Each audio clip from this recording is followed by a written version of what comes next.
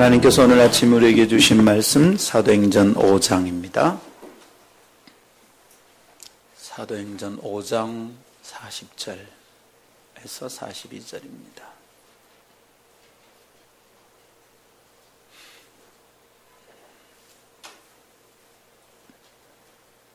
사도행전 5장 40절입니다. 그들이 옳게 여겨 사도들을 불러들여 채찍질하며 예수의 이름으로 말하는 것을 금하고 놓으니 사도들은 그 이름을 위하여 능력받는 일에 합당한 자로 여기심을 기뻐하면서 공회 앞을 떠나니라. 그들이 날마다 성전에 있든지 집에 있든지 예수는 그리스도라고 가르치기와 전도하기를 그치지 아니하니라. 아멘. 이것은 하나님의 말씀입니다. 하나님의 말씀은 능치 못함이 없습니다. 할렐루야.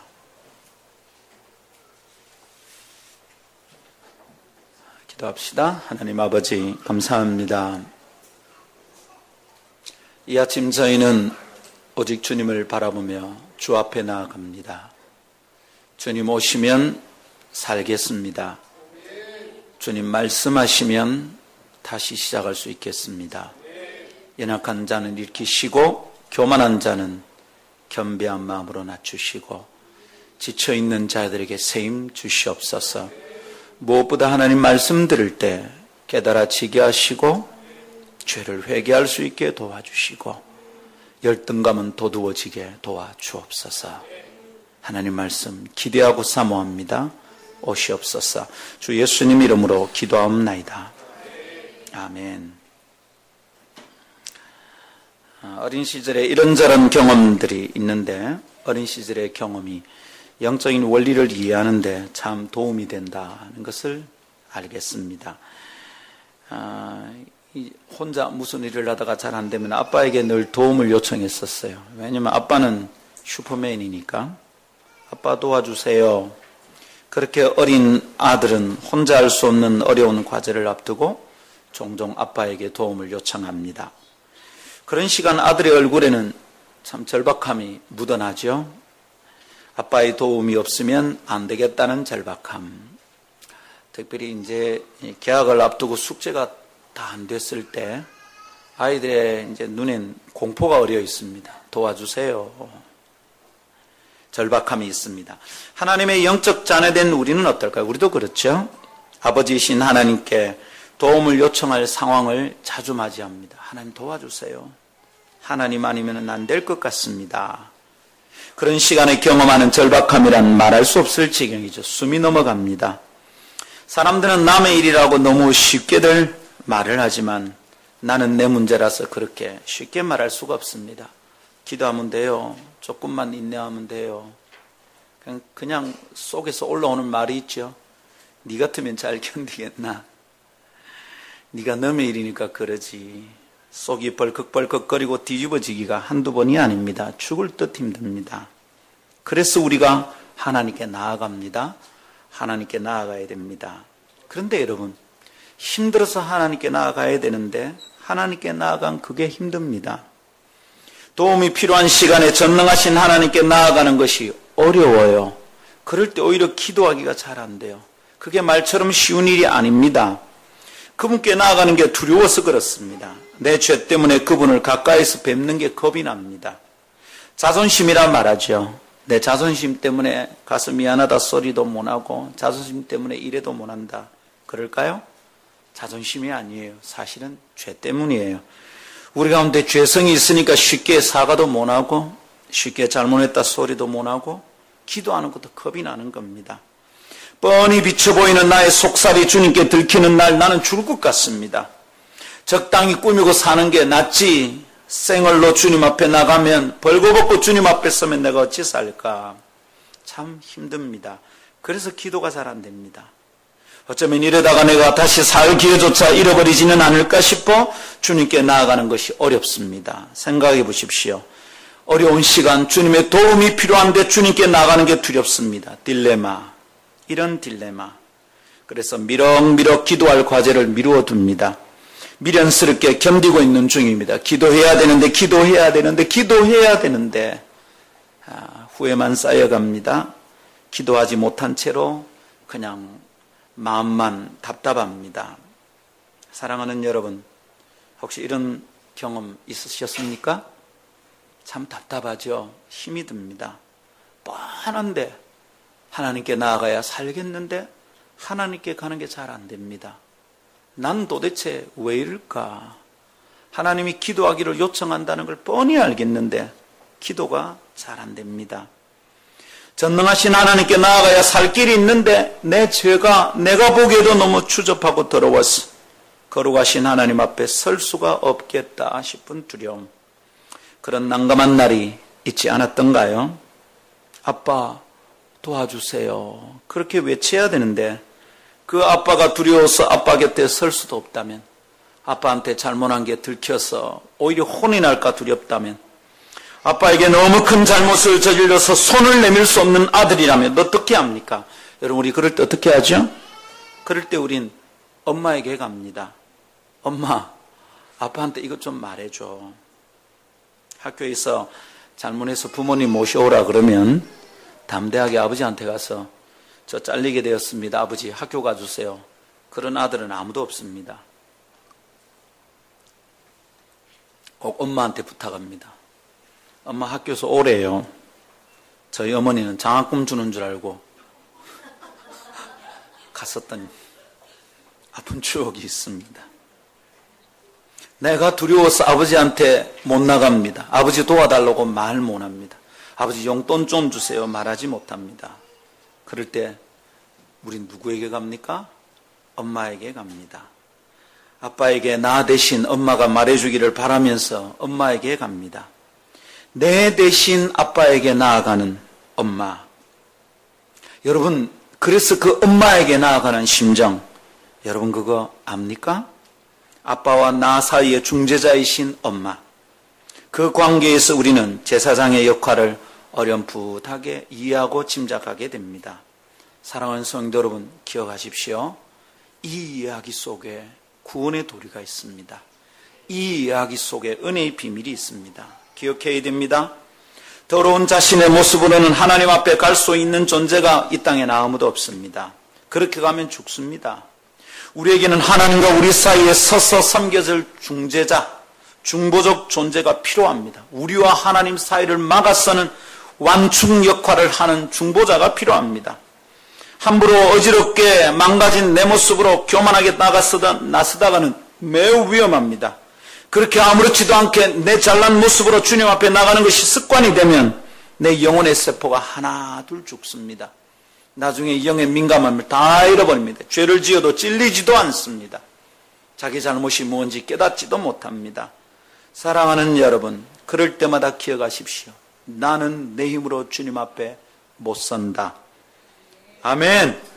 아주 겸비한 마음으로, 낮은 마음으로 중재자이신 그분을 바라보아야 합니다.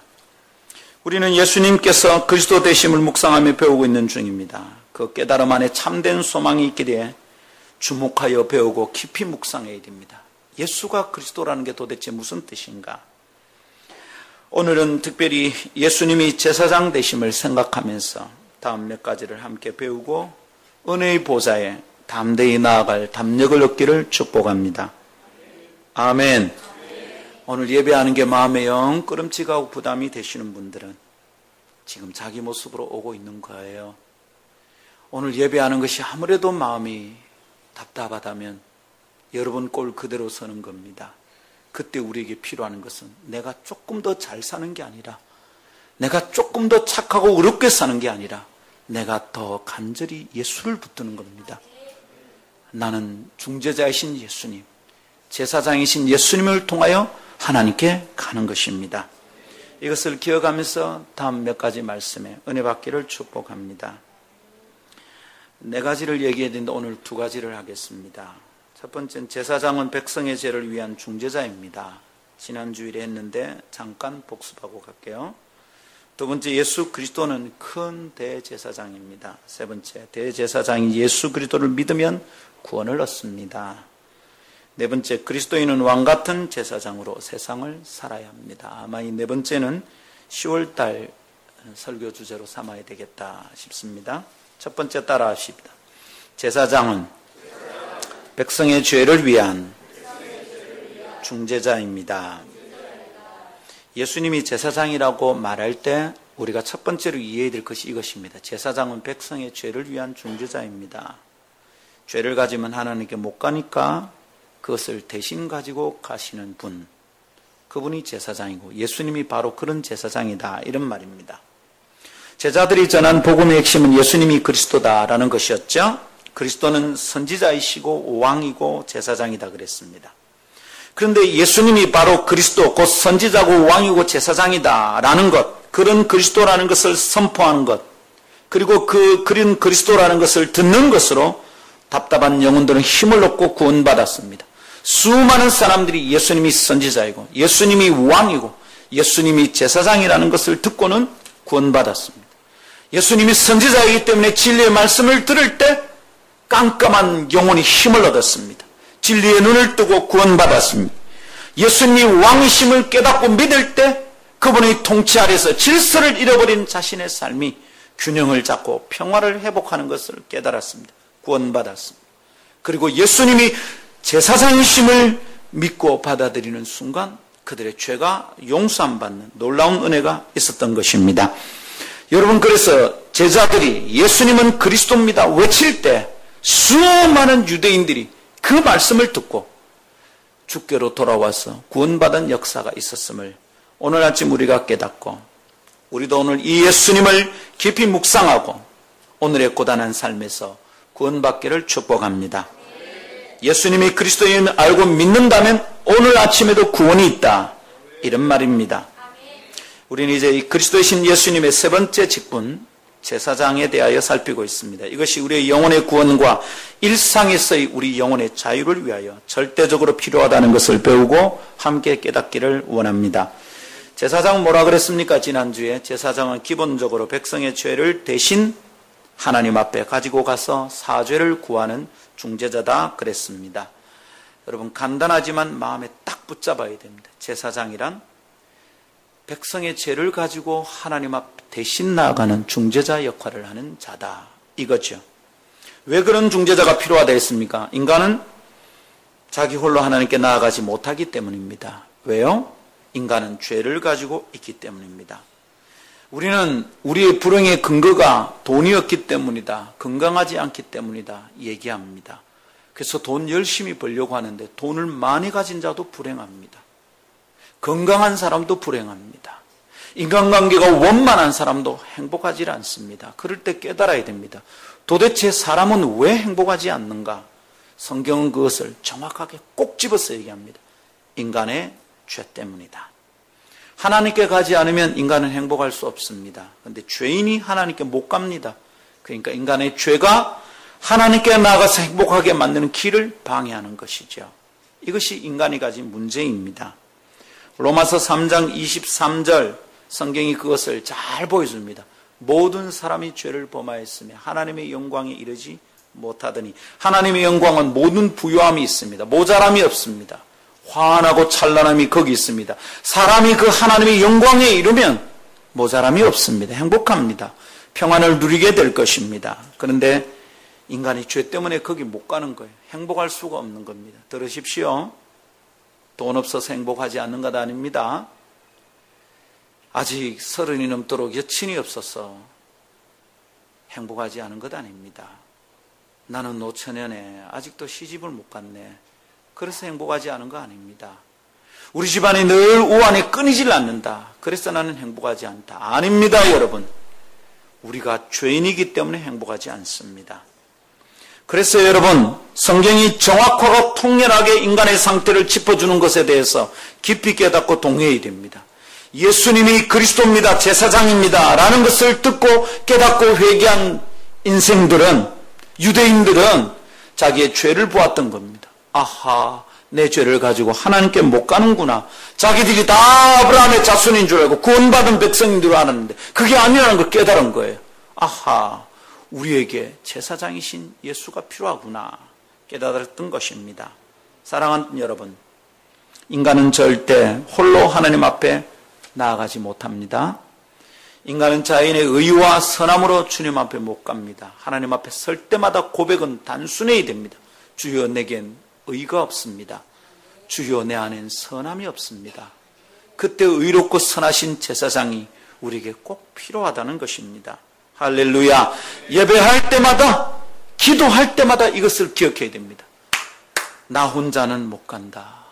내 의로는 못 산다. 내겐 선함이 없는데 나는 나아갈 수 없다. 이것이 신앙입니다. 이게 예수 믿는 겁니다. 자, 여러분, 인간은 하나님이 필요한데 하나님께 나아가지 못한다. 이 딜레마 어떻게 합니까? 이 딜레마가 인간의 내면을 핥히고 지나갑니다. 답답한 거예요. 하나님께 가야 되는데 하나님께 가지 못합니다. 이것이 우리의 영혼에 상처를 남깁니다. 이것이 영적 열등감의 근거가 됩니다. 이게 짜증의 뿌리가 됩니다. 이 문제를 풀지 않으면 늘 서운하고 늘 짜증나고 늘 불평합니다. 늘 불안합니다. 항상 내가 작은 자입니다. 열등감으로부터 헤어날 수가 없습니다. 항상 남하고 비교하면 자기가 못난 사람입니다. 근데 여러분, 이 문제를 풀고 나면 다른 사람과 비교하지 않아도 됩니다. 괜히 열등감 때문에 힘들어하지 않아도 됩니다. 오랫동안 서운하고 투덜거리고 불평하지 않게 됩니다. 예수 똑바로 만나면 이 문제는 풀어지는 줄 믿습니다. 아무것도 할 수 없는 나약하고 더러운 존재, 죄인이라는 낙인이 누가 고발하지 않아도 누가 말하지 않아도 내 안에 내 스스로 찍힙니다. 정직한 영혼은 그것 때문에 하루도 평안할 수 없습니다. 매일 밤 괴롭습니다. 눌립니다. 답답합니다. 어떻게 구원받을 수 있습니까? 제사장을 통해서 하나님께 나아가면 됩니다. 아멘. 그러기 오늘 아침 자신의 의로움이나 잘남을 자랑하며 하나님 앞에 서는 것을 주의하십시오. 자신의 조금 나음을 사람 앞에 자랑하는 것을 늘 조심하십시오. 그런 얘기를 들으면 듣는 사람도 마음이 안 좋아요. 뭐가 잘나서 저래 잘났다고 자꾸 얘기해서 안 넣어. 다른 사람이 고맙다 소리를 못 해요. 항상 자기가 잘하니까 고맙습니다 소리를 못 해. 잘못했다 소리도 안 해요. 자기가 잘났으니까. 근데 여러분, 큰일 납니다. 그런 얘기를 듣고 있으면 사람도 마음이 불편합니다. 아이고, 항상 지가 잘했단다. 하늘에서 하나님이 들으시면 어떻게 될까요? 죄인인데 잘했다고 그러니까 이 구원 못 받는 겁니다. 매일 힘들 수밖에 없는 겁니다. 죄인인데 지가 의롭다고 말하니 하나님 눈앞에 은혜 못 받는 겁니다. 매일 힘들 수밖에 없는 겁니다. 순간순간 짜증날 수밖에 없는 겁니다. 하나님의 은혜가 없는데 하나님의 도움을 못 받는데 어떻게 죄인이 지 스스로 행복할 수 있습니까? No. 들으십시오. 영적인 원리예요. 이럴 수도 있고 저럴 수 있는 게 아니에요. 이것을 깨닫지 못하는 순간 죽어요. 매일 죽음을 살고 있어요. 지옥 같은 날을 사는 거예요. 오늘 아침 여러분 다 구원받기를 축복합니다. 기억하십시오. 예배에 나올 때마다 주의를 지키며 예배할 때마다 그리고 매일 주님을 바라볼 때마다 기도할 때마다 조심할 것이 이것입니다. 우리는 우리 스스로는 주님께 못 나아가는 겁니다. 내 자격으로는 기도할 수 없는 겁니다. 내 조건으로 내 상황으로는 예배할 수 없는 겁니다. 저 뒤에 말석에 앉아서 무릎 꿇고 사람 눈에 보이지도 않게 숨어서 숨소리 죽여가면서 아버지 죄인입니다. 바리새인은 떵떵거리며 서서 기도하는데 세리는 무릎을 꿇고 숨어서 숨소리 죽이며 주여 나는 죄인입니다. 기도했던 그것이 하나님께 합당한 것입니다. 아멘. 제사장을 통해야 합니다. 이 믿음을 가지는 것이 우리 구원의 든든한 기초를 이룬다는 걸 기억하십시오. 자기가 부족하고 열등감이 많고 죄인이고 이것만 깨달으면 큰일 나요. 너무 힘들어요. 근데 이 모자라고 보잘것없는 열등감 투성인 나도 전능하신 하나님께 완전 우월하고 탁월한 하나님께 나아갈 길이 있다는 겁니다. 이것이 제사장을 믿는 믿음입니다. 아멘. 구약의 성도들은 자기 눈앞에 있는 제사장을 보면서 완전한 제사장이 아니죠. 오실 완전한 제사장이 예수님의 예포입니다. 그림자입니다.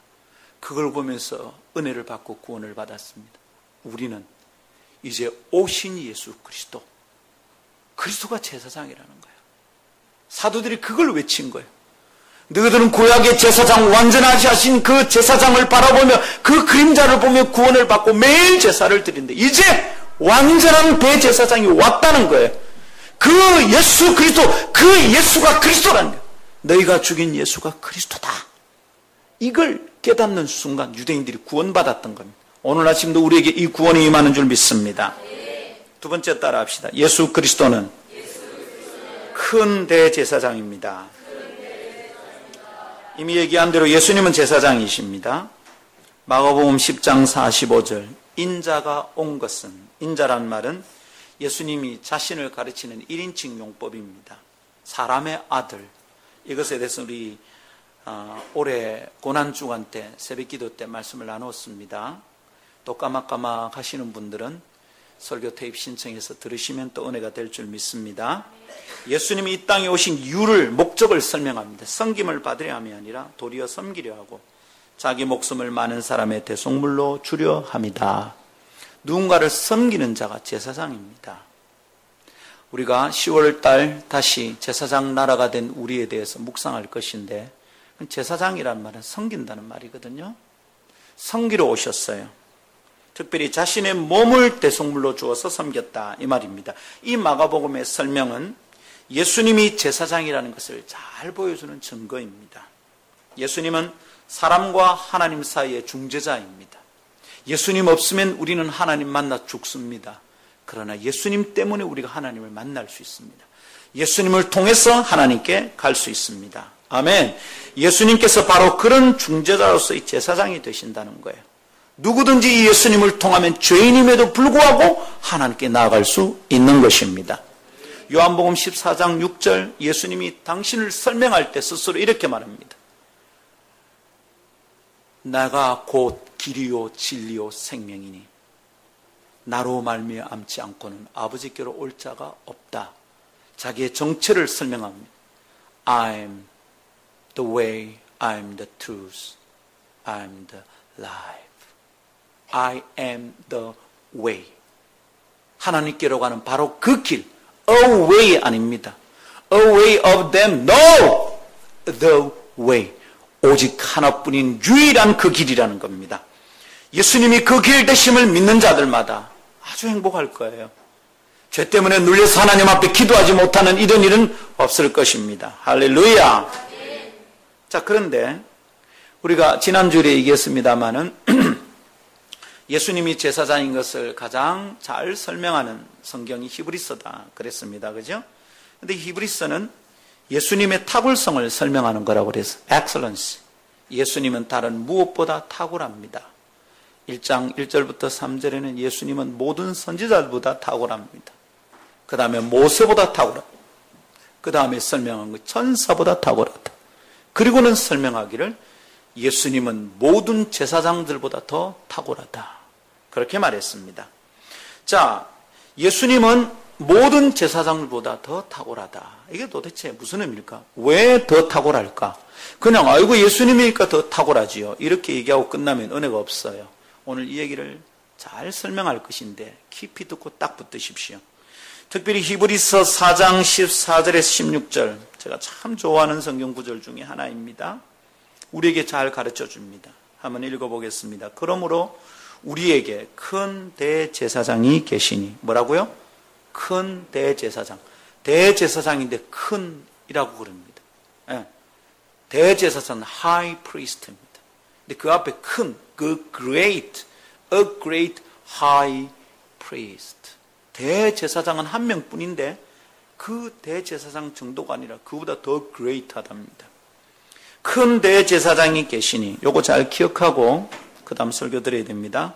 그분이 누구냐? 승천하신 이 곧 하나님의 아들 예수시라. 예수님이 누구라고요? 큰 대제사장이시라. 그럽니다.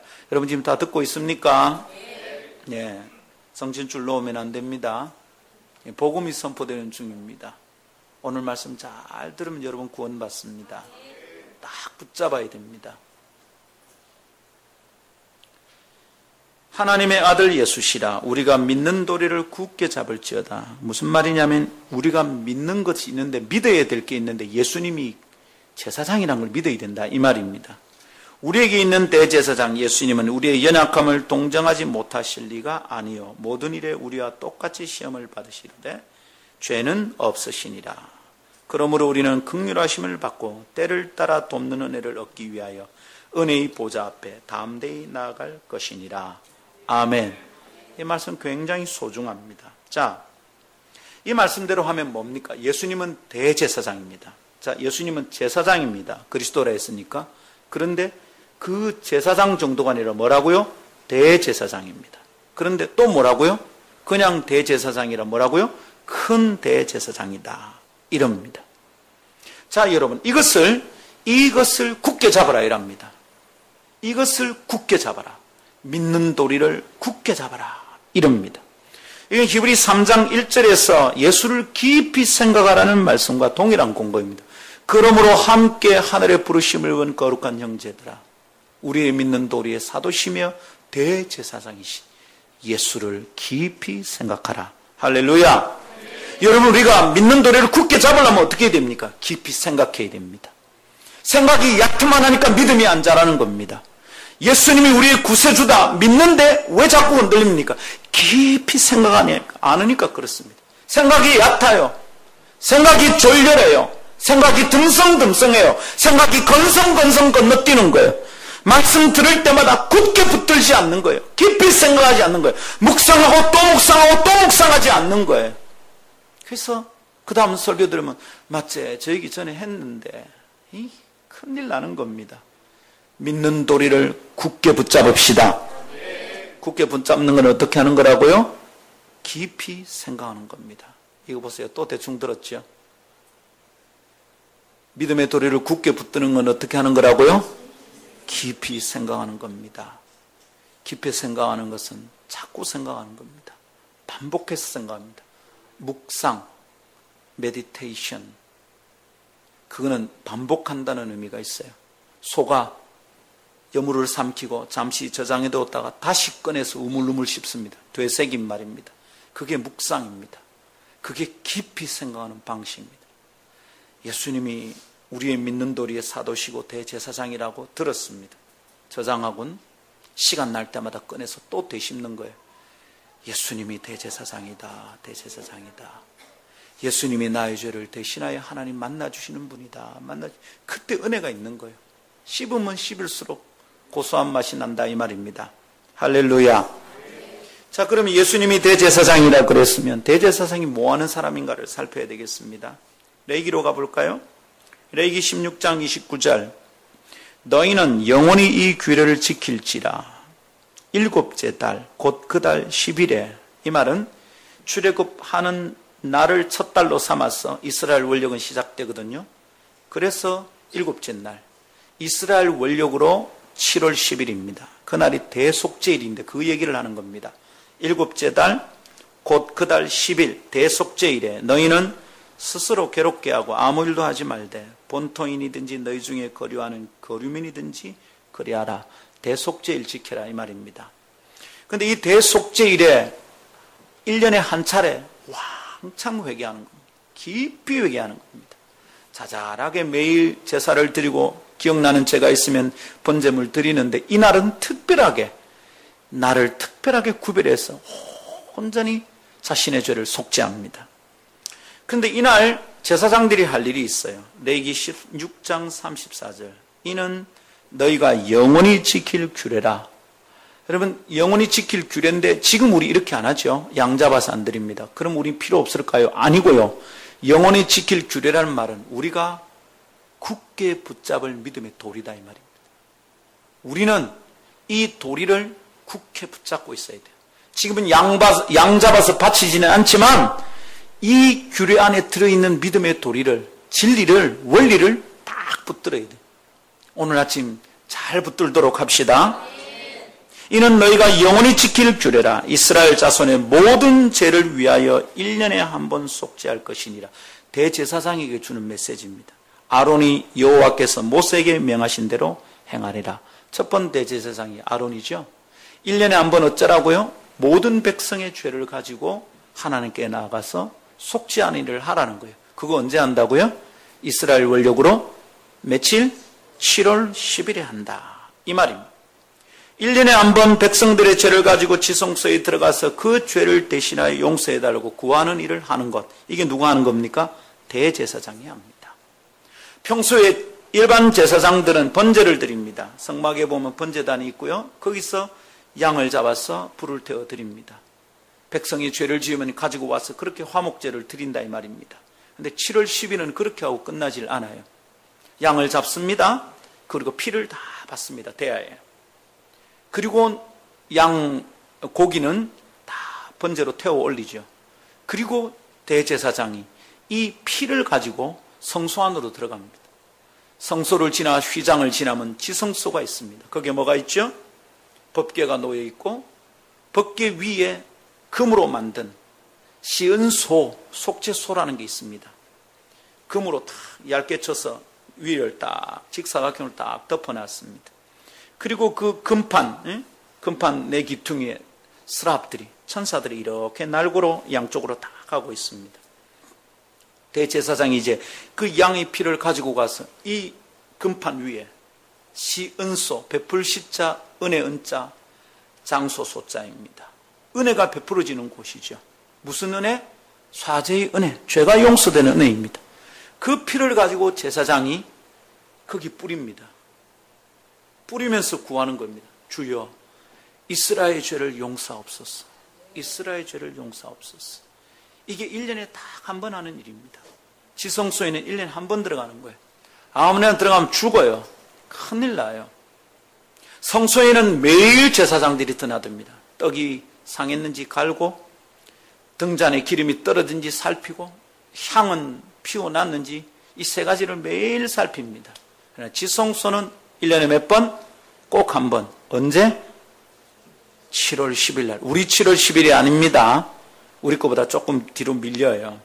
자, 이게 대제사장이 할 일입니다. 그런데 예수님은 그 일을 하는 분이죠. 대제사장이니까. 그죠? 네, 조금 더 설명할게요. 그런데 이 예수님은 대제사장인데 큰 대제사장이래. 무슨 말일까요? 완전하다는 말이겠죠. 다르다는 말입니다. 다른 제사장들과 구별된다 이런 의미입니다. 완전히 차이가 나는 완전히 다른 대제사장이다 이런 말입니다. 특별한 대제사장이라는 거예요. 우리에게 그런 대제사장이 있습니다. 믿고 기뻐하십시오. 근데 어떤 의미에서 그렇습니까? 어떻게 차이가 나냐고. 일반 대제사장과 큰 대제사장은 어떻게 차이가 납니까? 이 차이가 나는 것을 이해하면 그게 구원의 은혜가 샘솟습니다. 오늘 이것을 깨닫기를 축복합니다. 세 가지 면에서 차이가 납니다. 첫 번째는 이래요. 한번 따라합시다. 제사장들이 드린 제사의 방식에서의 차이입니다. 예. 이건 안 보냈던가요? 그런가? 네. 첫 번째 차이가 뭐냐면 제사장들이 드리는 제사의 방식이 달라요.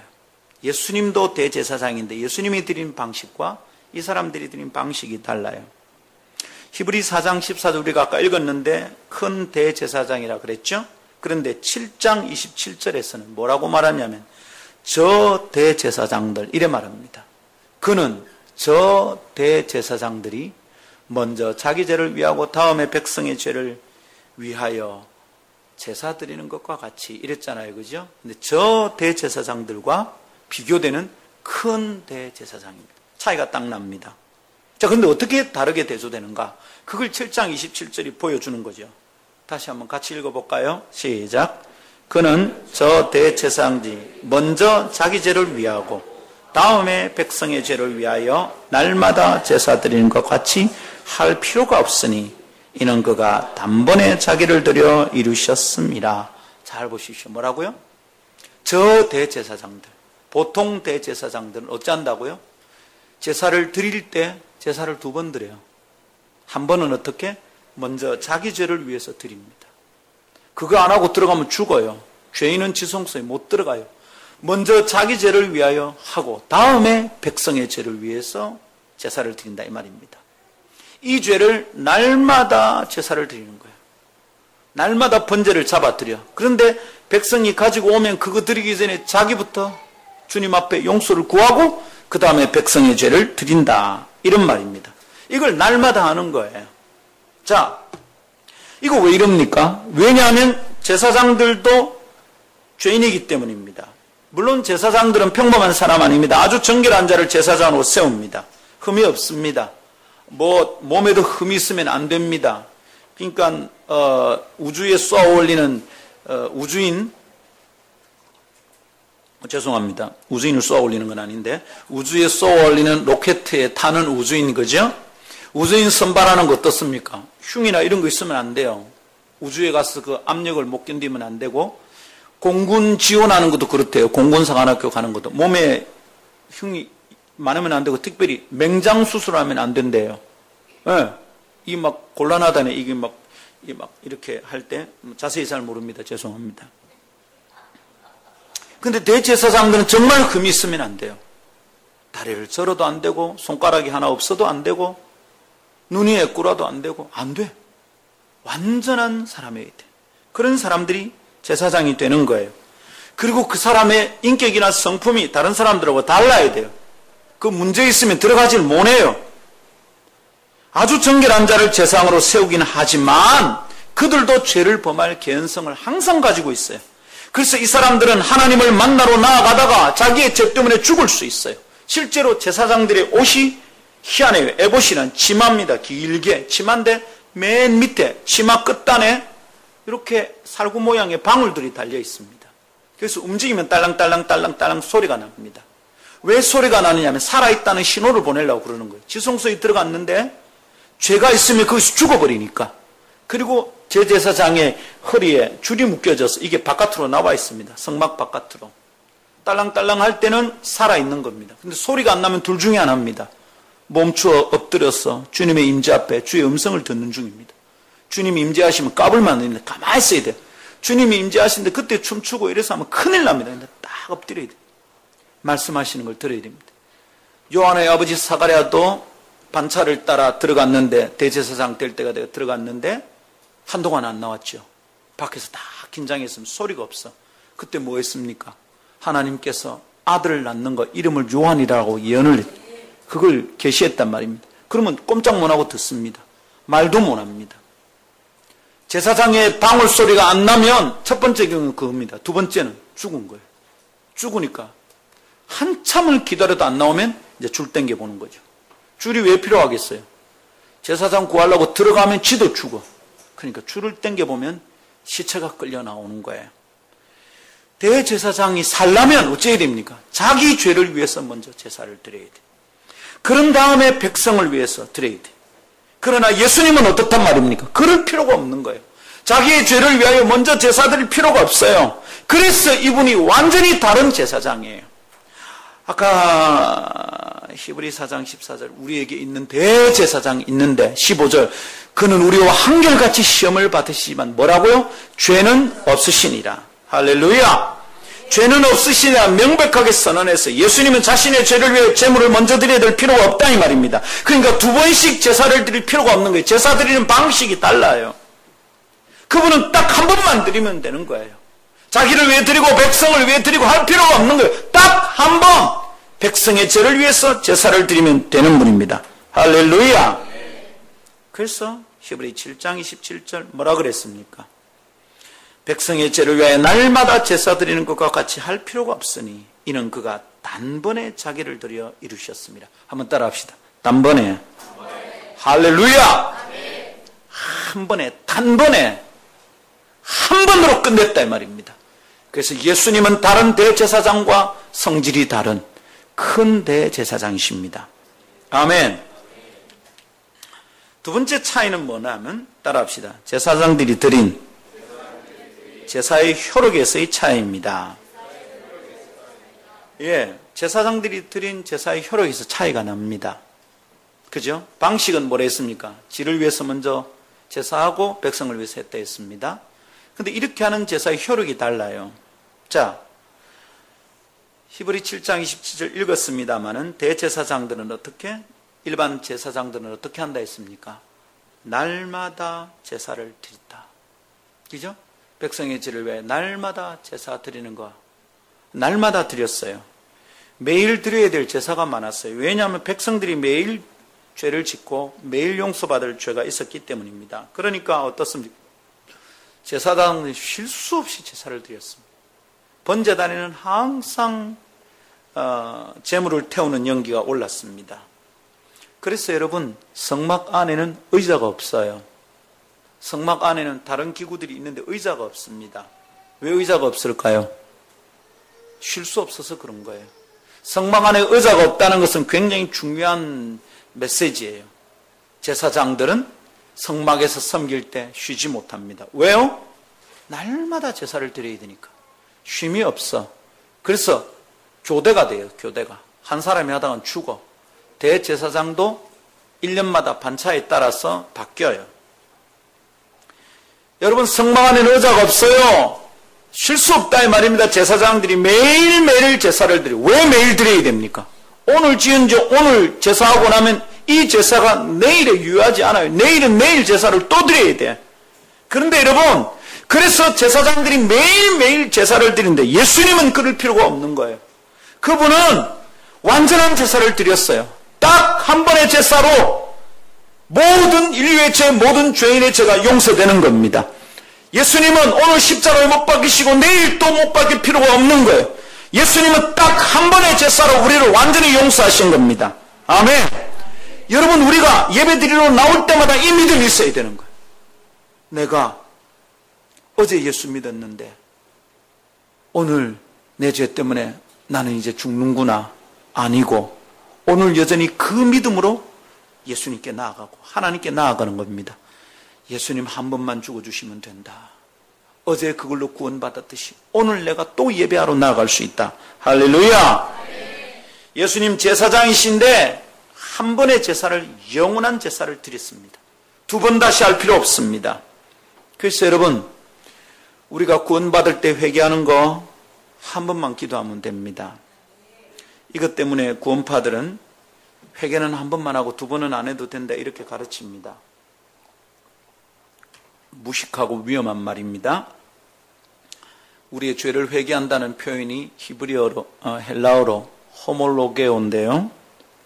요한 1서 1장 9절에 이것은 문법적으로 현재형입니다. 근데 헬라어의 현재는 우리가 알고 있는 우리의 현재형이나 영어의 현재와 달라요.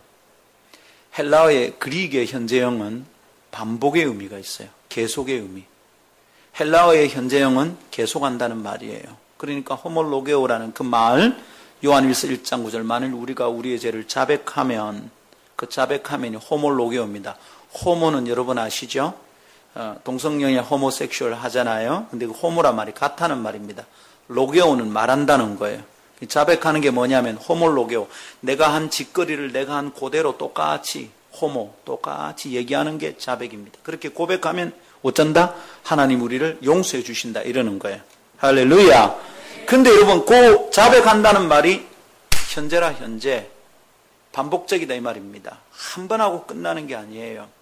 근데 그래서 회개는 두 가지 종류입니다. 하나는 구원에 이르는 회개가 있어요. 하나님 모르고 살 때 자기의 죄가 자기의 영혼을 죽인다는 걸 깨닫고 오 주여 나의 죄를 용서해 주시옵소서 이러면 구원받습니다. 예수 처음 믿을 때 하는 거 말입니다. 그거는 몇 번 필요한 겁니까? 한 번만 필요합니다. 두 번, 세 번 할 필요 없습니다. 예수님이 나의 그리스도십니다. 요 고백이 그거다고요. 예수님이 나의 그리스도, 나의 제사장입니다. 내 대신 죽어주셨습니다. 믿습니다. 주님도 딱 한 번에 구원하셨고 단번에 제사를 드렸기 때문에 나도 그거는 딱 한 번만 하면 됩니다. 근데 두 번째 회개는 뭐냐면 한번 따라합시다. 성결에 이르는 회개. 네, 구원에 이르는 회개는 한 번만 하면 되지만 성결에 이르는 회개는 죄 지을 때마다 고백해야 됩니다. 그래서 호몰로게오라는 그 말이 현재형이에요. 계속해야 된다 이 말입니다. 사랑하는 여러분, 제사장이 드린 제사의 효력이 일반 제사장들은, 레위인들은 제사를 드리고 또 드려야 되고 매일 해야 되지만 예수님은 딱 한 번 하면 영원토록 그분의 보혈이 효력이 있다 이 말입니다. 여러분 믿으십시오. 한번 주님께 회개하고 내가 예수 믿겠습니다 말하면 이제 여러분이 기도한 그것이 영원토록 효력이 있는 겁니다. 할렐루야. 이게 은혜예요. 세 번째 차이는 이것입니다. 따라합시다. 제사장들이 드리는 제물에서의 차이입니다. 제물에서 차이가 나요. 제사장들이 드린 제물이 뭐냐? 다른 제사장들은 뭐 잡았습니까? 양 잡고 소 잡고 이랬습니다. 짐승을 잡아서 드렸습니다. 그래서 이 짐승은 흠이 없어야 돼요. 뭐가 짐승도 뭐 다리가 꺾였다든지 뭐 귀가 삐뚤어졌다니 눈이 오른쪽 왼쪽 짝짝이니 이러면 하나님께 드리면 안 됩니다. 완전한 짐승을 드렸습니다. 그래서 제사장들이 고르고 또 조심을 해야 됐어요. 행여나 실수를 하여 그 제사가 무효가 될까 봐 걱정을 하면서 조심을 했습니다. 그러나 예수님은 제물을 드림에 있어서 탁월한 차이를 보였었어요. 예수님이 이 제물이 흠이 있을까 걱정할 필요가 없었기 때문입니다.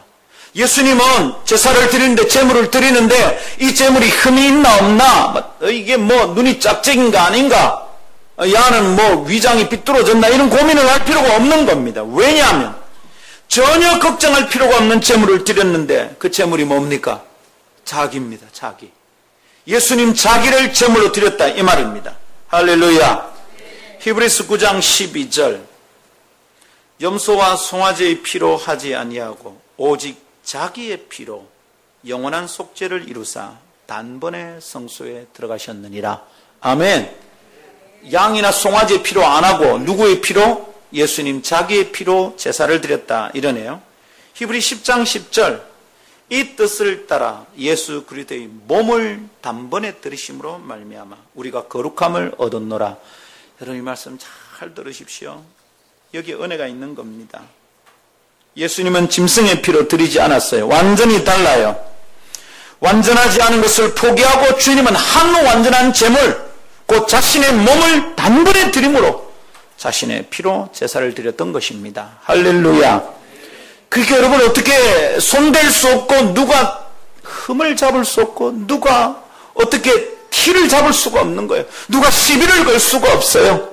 한 번의 제사로 혈육이 영원토록 나는 제사로 자기의 몸으로 주님이 제사를 드려주셨습니다. 할렐루야. 아멘. 정신 차리고 들읍시다.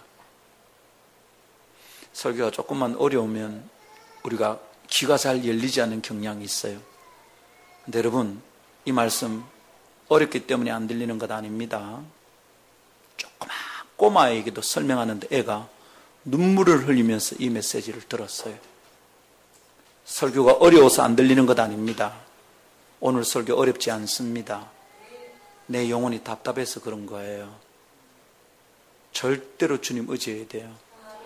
설교 들을 때도 예수가 필요해요. 사단이 진리가 선포되는 시간에 얼마나 장난을 많이 치는 줄 압니까? 피곤해서 졸리는 줄 알죠? 성경은 그렇게 말하지 않아요. 피곤해서 설교가 안 들리는 줄 알죠? 성경은 그렇게 말하지 않습니다. 사탄이 와서 말씀 씨앗을 쪼아먹는데요. 영적인 전쟁이에요. 말씀 들을 때. 설교 들을 때 예수 의지해야 돼. 주 예수님 내 우둔한 머리를 깨우쳐 주시고 쓸데없는 걸 듣던 귀를 보혈로 씻어주시고 그리고 말씀에 집중해야 됩니다. 말씀 집중합시다. 예수님 대제사장인데 큰 대제사장입니다. 완전한 제사를 드린 분입니다. 그래서 또 다른 제사 더 필요 없습니다. 이제 완전한 거예요. 우리에게 또 다른 제사가 필요하지 않아요. 예수님이 나 대신 죄를 지고 가셨습니다. 그래서 예수님이 죽였으니까 내가 죽을 필요가 없는 거예요. 이것을 믿으십시오. 예수님이 죽어주셨는데 왜 내가 자꾸 죽겠다 하는 겁니까? 아이고 고단해서 죽겠다, 짜증나서 죽겠다, 성질나서 죽겠다. 예수 안 믿는 거지 그게. 예수님이 죽어주시는데 왜 내가 자꾸 죽겠다 하는 거예요? 예수님이 죽어주셨으니 나는 죽을 필요가 없는 겁니다. 나는 안 죽는 겁니다. 앞으로 이거 믿고 다시는 죽겠다 소리 하지 마세요. 아이고 힘들어 죽겠다. 저것 때문에 보기 싫어 죽겠다. 죽겠다. 죽습니다 정말. 예수 안 믿고 있다는 증거입니다. 예수님 나를 위해 죽어주셨습니다. 믿습니까? 그래서 나는 하나님께 나아갈 수 있습니다. 믿습니까? 이것 때문에 우리는 예배할 수 있는 겁니다. 기도할 때도 이것 때문에 담대히 기도할 수 있는 겁니다. 아니면 죄인은 하나님에 나아가면 죽습니다. 근데 하나님께 나아가도 안 죽습니다. 왜? 예수님이 내 죄를 지고 가셨기 때문입니다. 그 순간 하나님이 나를 보실 때 나의 죄를 보는 게 아니라 정결하신 아들 예수님을 보는 거예요. 이게 스위치 된 거란 말입니다. 나의 죄는 예수님께 가고 예수님의 의가 내한테 온 거예요. 그래서 나는 예수님의 의로움으로 옷 입었으니까 하나님께 나아갈 때 하나님이 내 죄를 보는 게 아니라 예수님의 의로움을 보는 겁니다. 그러니까 여러분, 우리 죽겠다 하지 맙시다. 할렐루야. 혼자 어쩌면 됩니까? 살겠다 합시다. 그리고 죽겠다 하지 말고 이렇게 죽게 있다. 한번 따라 합시다. 죽게 있다. 예. 그걸 너무 줄여서 하니까 죽겠다가 되는 거야. 천천히 말하세요. 죽게 있다. 아멘. 따라 합시다. 죽게 있다. 살겠다. 예수 안 믿으면 매일 죽는 겁니다.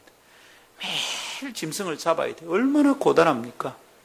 예수 믿으면 안 죽습니다. 나를 믿는 자는, 무릇 살아서 나를 믿는 자는 영원히 살 것이요. 나를 믿는 자는 영원히 살 것이요. 무릇 살아서 나를 믿는 자는 영원히 죽지 아니하리라. 말씀을 믿어야 돼, 말씀을. 도대체 뭘 믿고 사느냐고. 말씀을 안 믿으니까 매일 죽겠는 거야. 말씀을 안 믿으니까 매일 짜증나는 거지.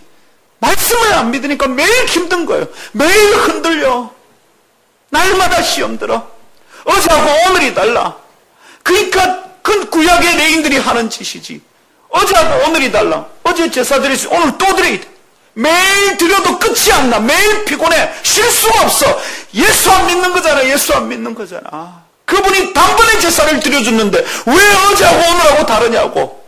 예수 안 붙잡으니까 문제지. 예수 붙잡으면 어제하고 오늘 동일하죠. 영원토록 살아계신 그분의 제사의 효력이 남아있는데 매일 똑같죠. 그것 때문에 우리가 구원받지 않습니까? 할렐루야. 들으십시오. 이걸 알고 있어서 유대인들은, 그래서 사도들이 예수는 그리스도다 선포할 때 그걸 듣고 은혜를 받은 거예요. 그렇구나. 우리에게 큰 대제사장이 있으니 승천하신 자 곧 예수라. 얼마나 아름답고 복된 소식입니까? 이게 복음입니다. 이게 복음의 핵심입니다. 예수님은 큰 대제사장이십니다. 예수 믿읍시다. 예수 믿읍시다. 예수 믿읍시다. 자기가 못났다는 걸 믿는 것은 믿음이 너무 좋아. 자기 못난 걸 믿는 건 믿음이 진짜 좋아. 아이고 목사님 저는 안 됩니다. 믿음 되게 좋아. 그 믿음으로는 지옥 가요. 우리에게 필요한 믿음은 예수를 믿는 거예요. 목사님 저는 안 돼. 그런데 예수님이 살아계시잖아요. 예수님이 날 위해 죽으셨잖아요. 죽으셨다가 부활하셨잖아요. 죽고 끝났으면 효력이 없어. 죽었다 부활하셨거든. 살아있는 능력이죠. 할렐루야. 그래야 여러분, 주님 앞에 나아갈 때마다 내 죄가 생각이 나면 그때 예수님 의지합시다. 내가 잘못한 게 있으면 그때 예수님 또 의지합시다. 내가 화나는 게 있으면 그때 또 예수님 의지합시다. 내가 억울한 게 있으면 그때 또 예수님 의지합시다. 매일매일 힘들 때 죽겠다 하지 말고 그때 또 예수님 의지합시다. 주 예수님 나를 도와주십시오. 나를 도와주십시오. 그때 우리가 일상의 고통으로부터 구원받는 비결이 있는 줄 믿습니다. 그렇지 않으면 어떻게 됩니까? 지옥의 말이 내 입에서 계속 나오는 것이. 죽겠다, 짜증난다, 확 집어치워버리고 싶다, 이혼하고 싶다, 직장 때리치우고 싶다, 수없이 쏟아집니다. 근데 그때 예수가 필요합니다. 예수님, 날 위해 죽어주셨으니 나는 죽을 필요가 없습니다. 이걸 믿음으로 선포하는 거예요. 이 더러운 흑암의 영들아, 죽음의 영들아, 그리스도께서 나를 위해 죽었으니 내가 다시 죽을 필요가 없다. 바울이 뭐라 합니까? 사망한 너의 쏘는 것이 어디 있느냐? 이 말은 쏴봐라 이 말입니다. 난 안 죽는다. 나는 영원히 살 것이다. 이 말씀 붙들고 주님 안에서 새 힘 얻고 구원 얻는 성도들 되기를 축복합니다. 할렐루야. 예수 믿읍시다.